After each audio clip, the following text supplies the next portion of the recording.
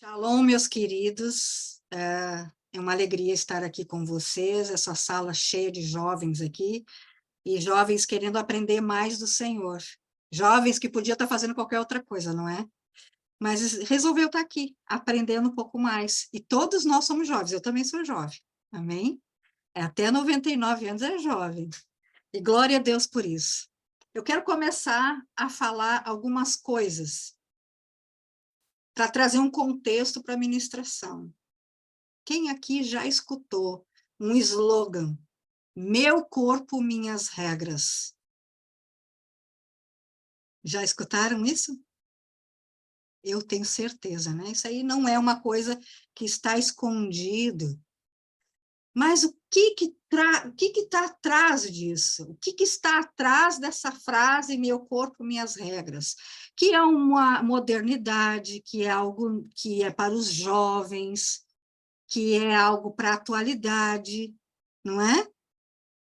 Mas eu vou dizer para vocês que isso não é uma coisa muito boa, não. Essa frase, meu corpo, minhas regras, é uma das inúmeras frases que compõem um slogan feminista.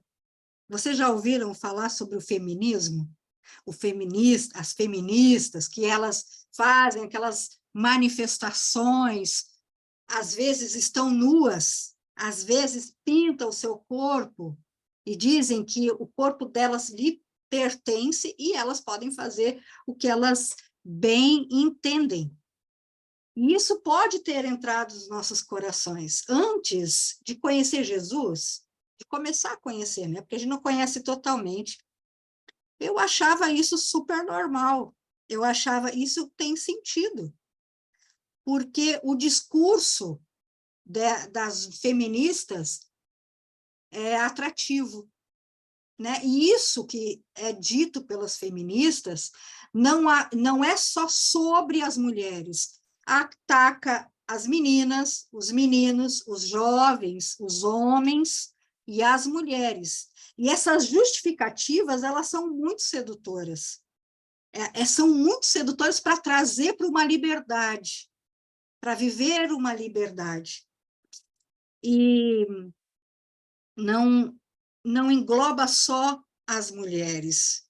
Os meninos e os homens acabam tornando um comportamento, tendo um comportamento diferente do que é o correto. Eles deixam de ser protetores, eles deixam de ser cavalheiros por conta de um comportamento feminista, que acredita que está vivendo uma coisa boa, mas, na verdade, não é nada disso. E a menina, ela acaba crescendo, pensando que aquilo ali é muito legal, que é bom ter liberdade, que a mulher ela tem que ter os mesmos direitos que os homens. Parte deste princípio que mulher e homem têm que ter os mesmos direitos. Mas tem uma coisa muito terrível por trás disso. E os mesmos direitos, meus queridos, entre homens e mulheres, é genuíno, e eu super concordo com isso. E quero dizer outra coisa para vocês, assim, que Deus não é machista, tampouco feminista. E alguns criticam Deus e a Bíblia, dizendo que é machista, e que a mulher tem que obedecer o homem. Vamos ter que destrinchar isso aqui. Veja, o pensamento central do feminismo não se trata de igualdade. Sabiam disso? Não se trata de igualdade, mas sim sobre uma liberdade sexual das mulheres. Entenderam isso? E eu quero abrir um parênteses aqui, antes de continuar a falar sobre este assunto. Eu quero falar para vocês o que significa de verdade a submissão, que a Bíblia fala sobre a mulher. E a mulher tem que ser, sim, submissa ao homem. A submissão, ela não tem nada a ver com obedecer cegamente o marido. Amém? Não é isso. Não se trata de obedecer cegamente o marido. Não, também não quer dizer que ela é inferior ao marido. Não, não é isso. A mulher, ela está do lado do esposo. Amém? E a submissão que a Bíblia diz é estar debaixo da mesma missão que o homem. Submissão. É debaixo da mesma missão. A mulher e o homem têm uma missão a cumprir. Amém? Olha que tremendo isso, né? Enquanto o homem tem uma visão à distância, a mulher, ela enxerga desse jeito. Então, a mulher, ela vai o quê? Ver a situação de uma forma geral e vai o quê? Ajudar o seu esposo a tomar a decisão correta. Amém? Porque nós entendemos que o cabeça da casa é o homem, gente. A mulher é diferente. A mulher é delicada, ela é diferente. Ela não tem uma força bruta que o homem tem. O homem, ele suporta pressões terríveis que uma mulher não suportaria. Entendem isso? Eu vi um Reels, todo mundo conhece Instagram e Reels aqui, né? Eu vi um Reels que uma mulher, ela fez uma experiência. Ela passou a viver como um homem, ela não tinha problema de homossexualidade, mas ela viveu como um homem por um período, tendo as mesmas atividades que um homem, as mesmas responsabilidades que um homem. Só que o que aconteceu? Ela entrou em depressão e ela acabou tirando a sua própria vida, porque ela não suportou a pressão. Entendem? Então, queridos, a mulher que ama Jesus, ela ajudará o marido naquilo que ele precisa, dando conselhos, pois ela vê todas as situações de uma forma ampla. E o marido, é bom que escute sua esposa, aquela que ama o Senhor Jesus, porque ela é sábia. E uma mulher sábia a gente conhece, ela edifica o seu lar. Amém? E a tola, o que ela faz? Ela destrói. Então, voltando para o assunto que nós estamos abordando neste tempo. Sobre essas justificativas, elas vão desde... Nós não estamos mais no século passado, nós somos modernas. Ai, que exagero tudo isso. Eu sei me cuidar. Ah, mas eu amo meu namorado. Ou eu amo minha namorada. O que há de pecado nisso? E por aí vai. Então, meu corpo, minhas regras, é uma autorização para fazer sexo quando quiser fazer. E se porventura existir uma gravidez por aí, pode abortar. Porque as feministas entendem que o aborto é questão de saúde pública. E eu vou dizer isso para vocês. Não tem nada a ver com saúde pública. Saúde pública confere a vida, é pró-vida. E aborto é morte, gente. Isso não tem nada a ver com saúde pública. Amém? Existem métodos contraceptivos, mas eu quero orientar vocês que as escrituras ensinam que nós temos que manter relações sexuais após o casamento. Amém? Isso é muito importante que vocês gravem isso. Essa ideia não é apenas as feministas que têm. Os meninos, os homens, também acabam pensando que tudo pode ser feito. Porque esse movimento feminista acaba bagunçando tudo. Acaba tirando tudo dos eixos e tudo vira uma bagunça. Eu vou trazer um exemplo sobre isso para vocês compreenderem. O pai em casa, quando ele acorda de mau humor, tá tudo bem, ele está de mau humor. Quando os filhos acordam de mau humor, tá tudo bem. Agora, quando a mulher acorda de mau humor, não dá nem para pisar muito forte. Não é verdade? Não é verdade? Olha o que é uma mulher dentro do lar. Uma mulher dentro do lar traz vida. Agora, se essa mulher está com um pensamento errado, tudo à sua volta começa a pensar errado. Entenderam? Porque a mulher, ela tem um dom natural de persuasão. Deus colocou na mulher o dom de persuasão. Só que quando ela está em desequilíbrio, ela é manipuladora. Olha só que forte. Então, quando essas ideias feministas tomaram conta da sociedade, os homens também começam a tratar as mulheres de qualquer jeito. E a mulher não é qualquer coisa. A mulher, ela é delicada. E a gente tem que voltar a essa origem.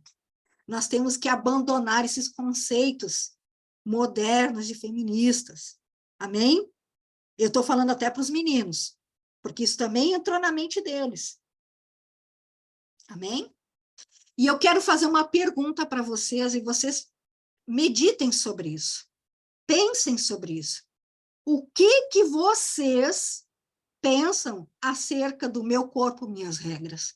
O que vocês pensam sobre poder ter relacionamento sexual com várias pessoas?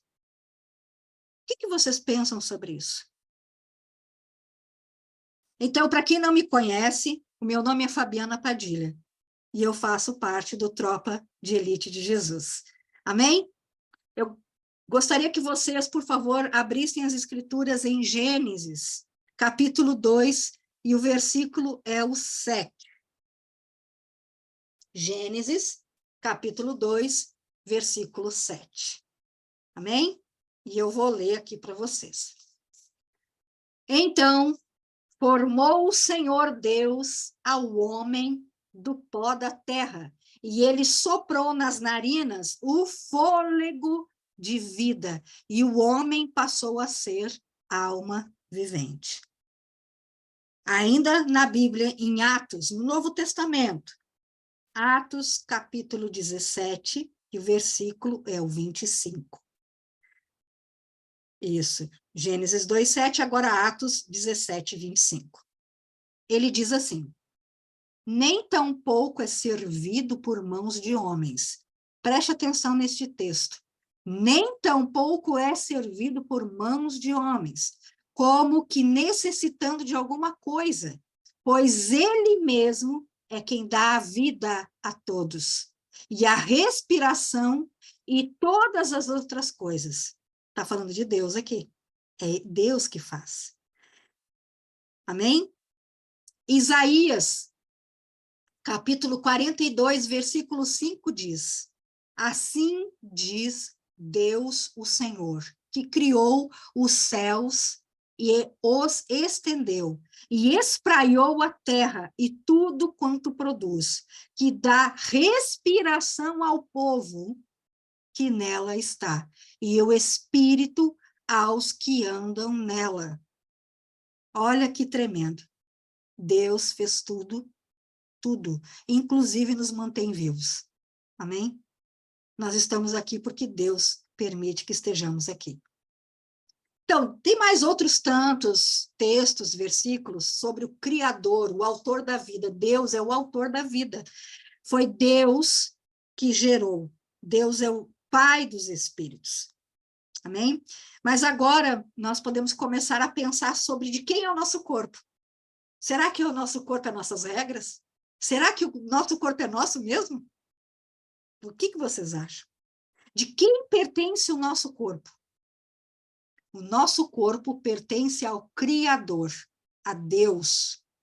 Deus Todo-Poderoso. O corpo é dele. Amém? Veja Maria, Maria, mãe de Jesus. Ela foi escolhida para uma grande missão, não é? Olha que tremendo, gerar o Salvador. É tremendo. Já gerar uma vida é tremendo, gente. Imagina o Salvador. Ela foi escolhida para exercer a maternidade de Jesus, do Salvador, daquele que morreria por todos nós. Mas ela não foi escolhida porque ela ainda era virgem. Não foi por isso. Vocês sabiam disso? Não foi porque ela era virgem que ela foi escolhida, mas porque ela era obediente e meditava em seu coração. Até os dias de hoje, meus queridos, gravem isso no coração de vocês, Entre os judeus, todas as meninas e todos os meninos não têm intimidade sexual antes do casamento. Sabia disso? E não apenas os judeus, mas os muçulmanos também. Os muçulmanos também não têm intimidade sexual antes do seu casamento. Em Lucas, capítulo 2, versículo 19, diz: Maria, contudo, observava silenciosa todos os acontecimentos e refletia sobre eles em seu coração. Eu vou repetir. Ela observava silenciosa todos os acontecimentos e refletia sobre eles em seu coração. Em Lucas, capítulo 1, versículo 38, diz: Maria disse: Eis aqui a serva do Senhor, cumpra-se em mim segundo a tua palavra, e o anjo ausentou-se dela. Gente, é uma história tremenda. Eu sugiro que vocês meditem nessa história e pensem como que era na época de Maria. O que tudo aconteceu, como foi. Maria, ela era humilde, obediente, sábia, e ela era uma menina, vocês sabiam disso? Vocês sabiam disso? Porque as judias, elas se casam muito cedo. Segundo relatos, a Maria deveria ter entre 14 e 15 anos. Então, ela não pensou nela mesma, sabia? Ela não pensou na vontade dela, nos sonhos que ela tinha, porque ela sabia que a vontade de Deus é perfeita, boa e agradável. O casamento, gente, para os judeus, é um grande acontecimento. Vocês sabiam disso? É uma festa linda, dura 7 dias. É uma celebração marcante. E o que aconteceu? Vocês sabem o que aconteceu? Mas antes de dizer o que aconteceu, eu quero abrir um parênteses aqui, ó, muito importante. Para quem ama as Escrituras, ou seja, todos nós aqui, o começo da Bíblia, lá em Gênesis, tem um casamento, sabia disso? Olha como é importante casamento para Deus. Adão e Eva é o casamento. E a Bíblia também termina com um casamento. Jesus Cristo casando com a sua noiva. Quem é a noiva de Jesus? É a igreja, somos nós. E eu fecho os parênteses aqui. Maria, ela não pensou que poderia ter sido apedrejada, porque vocês sabiam que ela seria apedrejada? Grávida, sem ter ainda coabitado com José? A lei deles falava isso. Ela pensou apenas na vontade de Deus sendo cumprida na sua vida. Olha que forte isso, gente. Ela tinha 14 ou 15 anos. E era mais importante fazer a vontade de Deus. E sabe o que a gente aprende com Maria? Que os sonhos de Deus sobre filhos e casamentos são muito maiores, muito superiores, muito melhores do que os nossos. Maria abriu mão de uma festa de 7 dias, uma grande celebração, para poder seguir com o plano de Deus. Isso é muito forte, gente. E José, ele teve que ter um sonho. O anjo teve que conversar com José para ele não abandonar Maria. Olha só. E sabe o que a gente aprende com José? E eu estou falando para os homens aqui dessa sala. Porque ainda que vocês sejam jovens, vocês já são homens. Ele ensina sobriedade, ele ensina hombridade, ele ensina respeito e ele ensina responsabilidade. Olha que tremendo. Em Mateus, capítulo 1, versículo 25, diz: E não a conheceu, eu vou repetir, e não a conheceu até que deu à luz ao seu filho primogênito, e pôs-se o nome de Jesus. Vocês entenderam o que diz o texto? Como assim José não conheceu ela? Até que ela deu à luz, ele não viu ela? Mas a Bíblia diz que ele levou ela para dar à luz? Como assim? Gente, é por isso que é importante, né, ter uma mentalidade voltada para o que está escrito no texto. Entender o que está escrito. Ah, não entendeu? pesquisa, dando um Google só na palavra conhecer, porque eu não entendi o que significa. Dando um Google, tem uma expressão que diz assim, ó, conhecer no sentido bíblico. Vocês já ouviram falar isso? Conhecer no sentido bíblico, que significa, no bom português, ter relações sexuais. Ou seja, José não teve relações sexuais com Maria até que ela ganhou Jesus. Isso aí sabe o que que é? Respeito. Isso sabe o que que é? Entendimento do que era, o que estava acontecendo. Não é meu corpo, minhas regras. Nunca foi e nunca será. Amém? Não é e nunca será. Não é e nunca será. Glória a Deus. Então, nós todos dessa sala, salvos pelo sacrifício de Cristo, e fomos, amém? Fomos salvos pelo sacrifício de Cristo? Eu fui. Eu fui. Sabemos que o nosso corpo não se trata das nossas regras, mas sim das regras do Senhor, de Deus, do nosso Criador. 1 Coríntios, capítulo 6, versículo 19 e 20 diz, acaso não sabem que o corpo de vocês é santuário do Espírito Santo que habita em vocês? Que eles foi dado por Deus,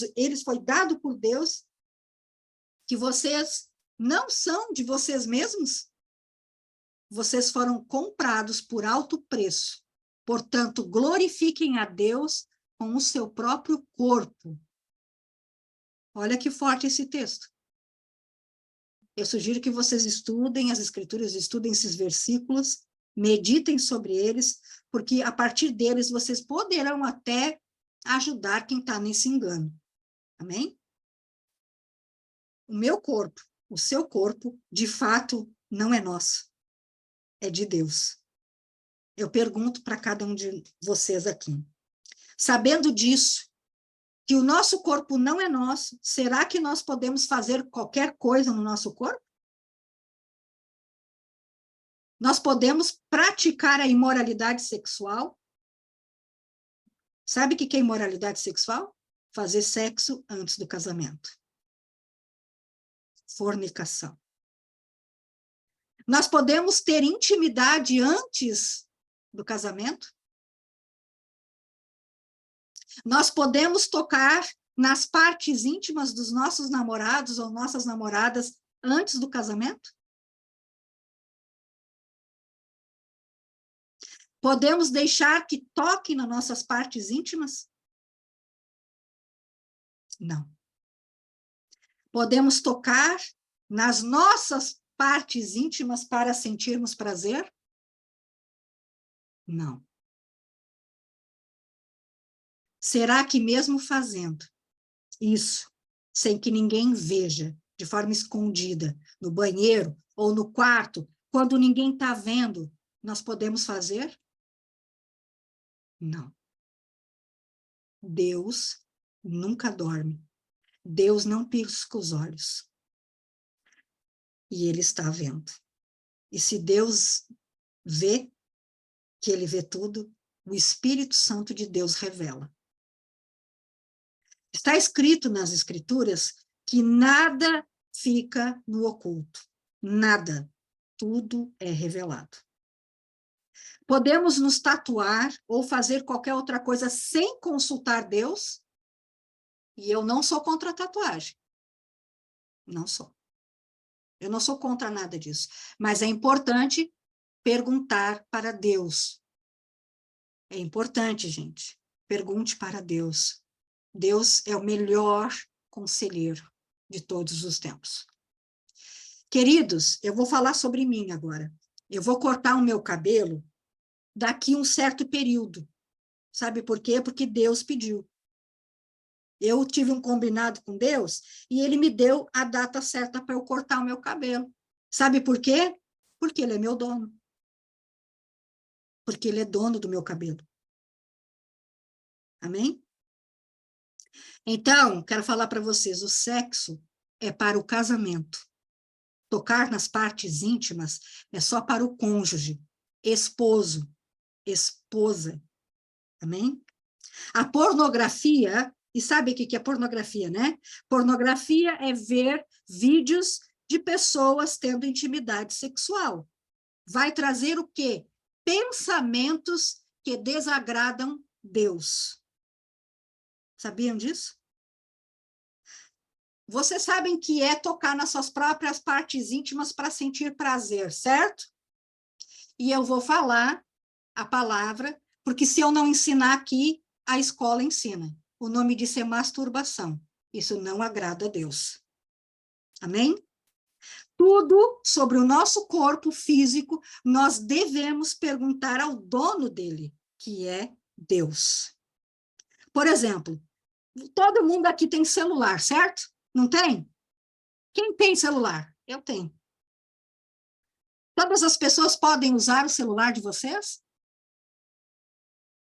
Todas as pessoas podem pegar o celular de vocês e mandar mensagem, fazer o que querem no celular de vocês? O meu não. O meu não pode. Não tem que pedir permissão para vocês para usar? Vocês gostam que mexam nas suas coisas sem consultar vocês? Não. Vocês gostam e aprovam que tirem as suas coisas do lugar? Colocam as suas coisas fora? Danifiquem, estraguem as suas coisas? Quebrem as suas coisas? Destruam as suas coisas? Firam as suas coisas?